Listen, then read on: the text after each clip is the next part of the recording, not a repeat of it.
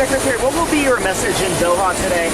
Well, we want them to stay engaged. Look, I think ultimately we would all prefer to see a negotiated end that leads to all the hostages being released, that leads to Hamas being disarmed and eliminated as a threat.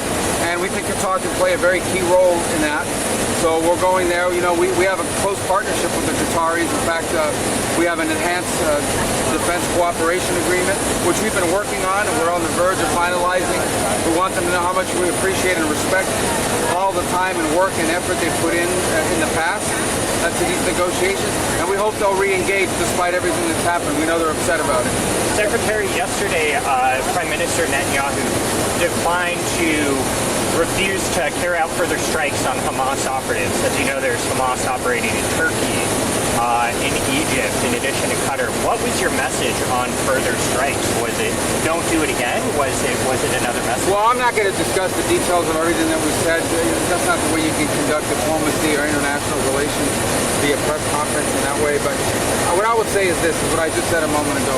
We all prefer that this end with a negotiated settlement that leads to the release of every single hostage, both alive and deceased, that leads to the demilitarization and disarming of Hamas so they can no longer pose a threat, not just to Israel, but everyone. These are barbarians. These are animals in Hamas. And that leads us into a process of reconstructing Gaza so the people of Gaza can have a life free of Hamas and a life that's much better than what they've experienced under Hamas. That's what we all prefer. We think Qatar can play a very key role in that. We don't want to see anything that undermines that. So that's why we added it to the trip. They're very, they're close partners. We work with them on a lot of things. We want them to stay engaged despite being upset as they are with what happened last week. And then the president said he wasn't happy to see that happen. But nonetheless, all these problems are still here. They got to be fixed. And Qatar can play a key role in solving it. Secretary, the major complaint of countries in Doha yesterday was that the United States holds a double standard when it comes to Israel. That it's not holding Israel to account for its actions that they see as an escalation, the killing of civilians in Gaza. What will be your message in Doha today to reassure? Well, look, I mean, the civilians are being used as human shields by Hamas. They've always done it.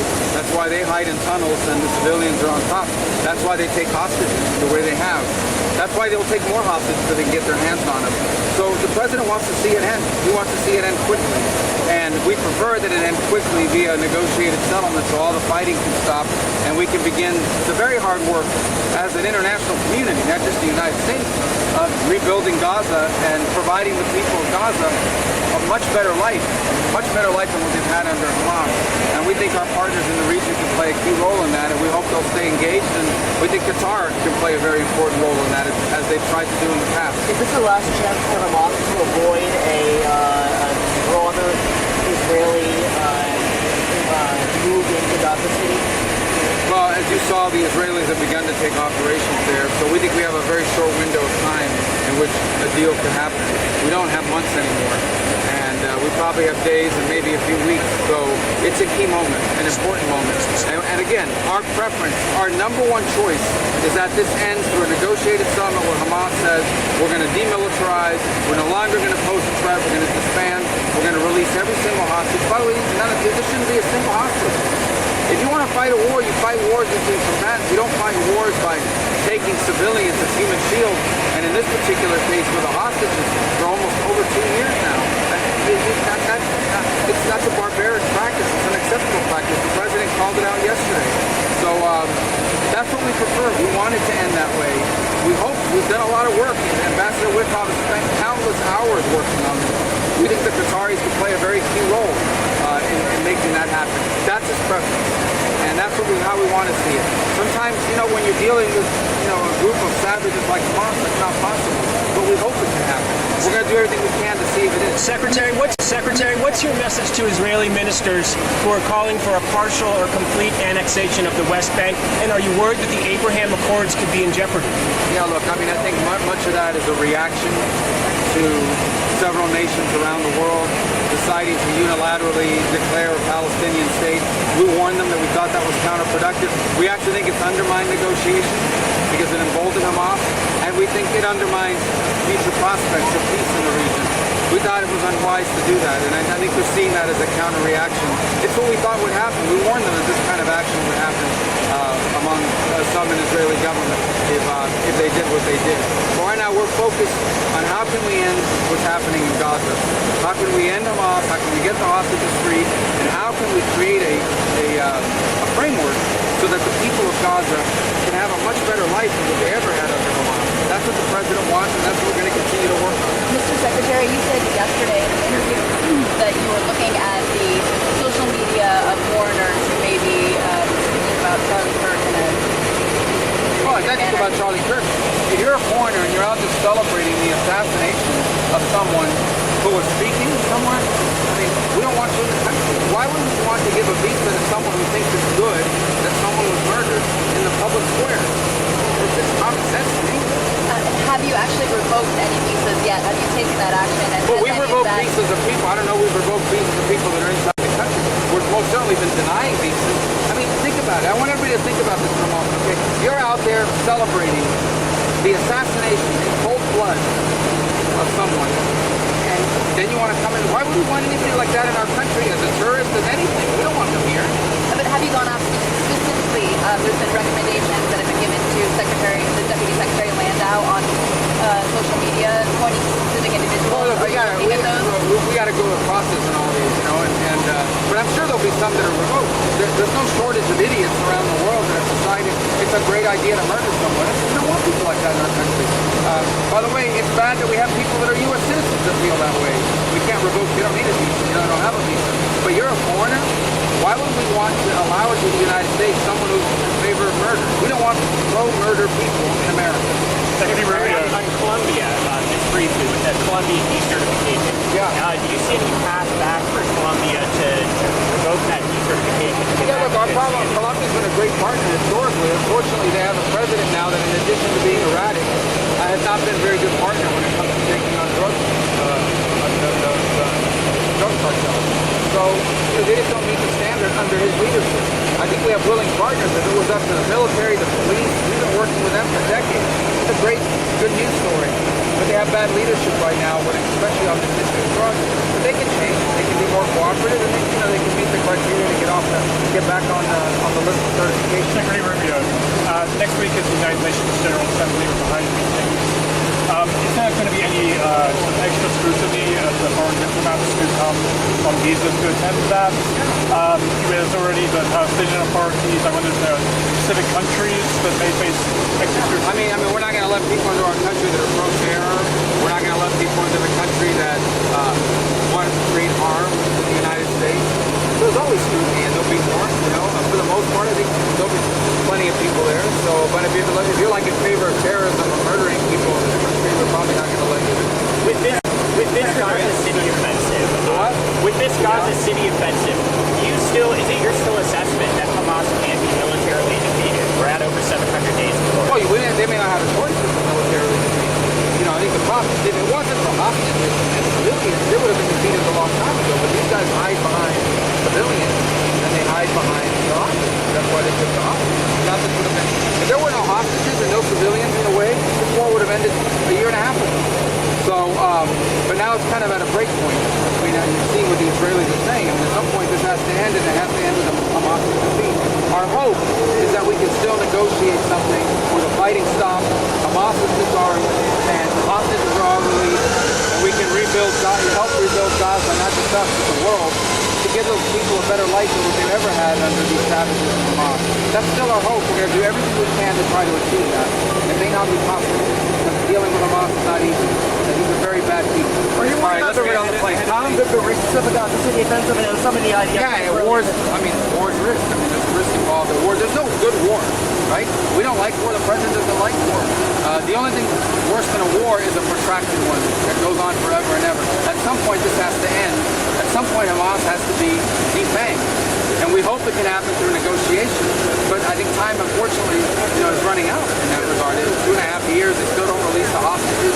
At some point, Israel, it's their war. They're going to get to decide how they want to proceed because they're the ones that were attacked on October 7th. But again, I want to reiterate, if there is a way to negotiate an end to this that leads to the release of the hostages and the elimination of Hamas as a threat, we're for that. That's what we want to see happen. We're going to continue to do everything we can until there's nothing left to do, but we hope we can achieve something. But it's going to be hard. It's not going to be easy. You're having the negotiations with, some of the Hamas officials were in Qatar that the president is given, Yeah. they were attacked by Israel. So who is it that in Hamas who you're actually trying to stop? Well, I mean, whoever has the authority to release the hostages.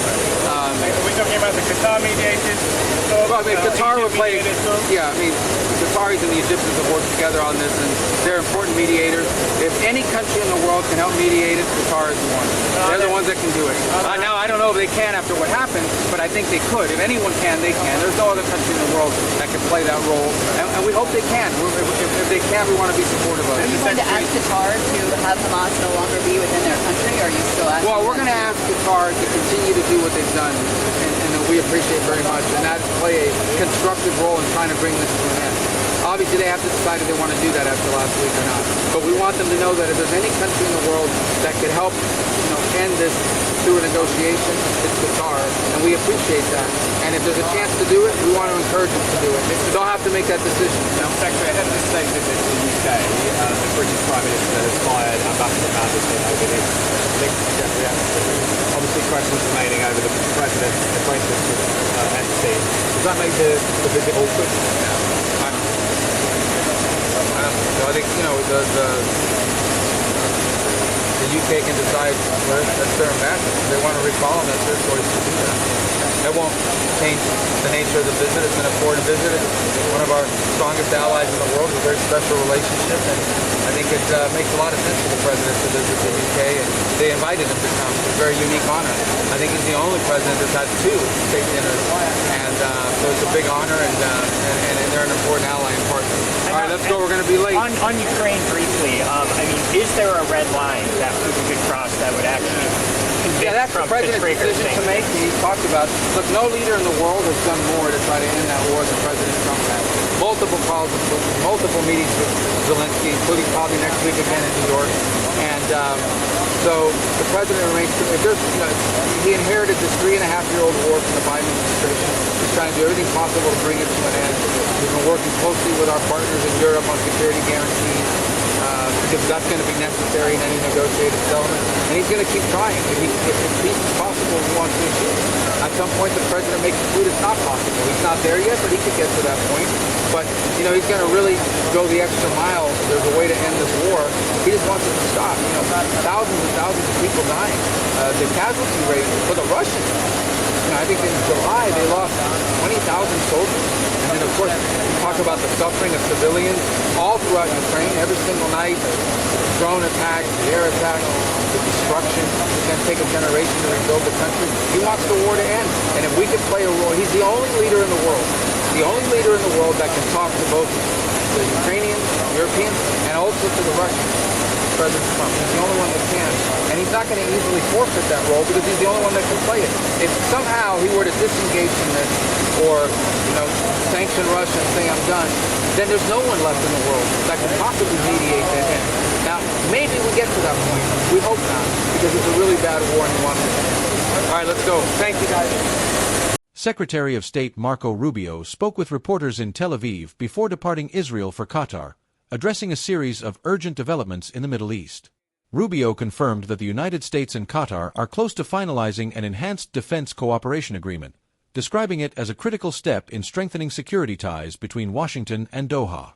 He underscored Qatar's central role as a mediator in efforts to secure progress between Israel and Hamas, noting that there is only a narrow window of time to achieve a potential deal.